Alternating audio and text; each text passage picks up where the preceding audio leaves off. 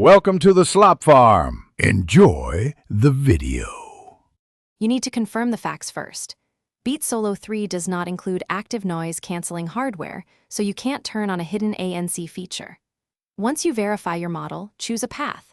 Buy an inline ANC adapter, upgrade to Solo Pro, or improve passive isolation with thicker ear pads and phone-side audio processing. Make sure to gather parts now: adapter, new pads, and your phone or DAC. Begin with testing baseline sound so you can measure improvements after each change. Start by connecting the inline ANC adapter between your audio source and the Solo3 cable.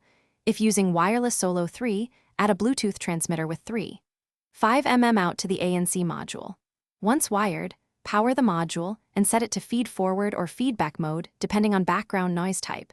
Feed forward works well for steady low-frequency hum.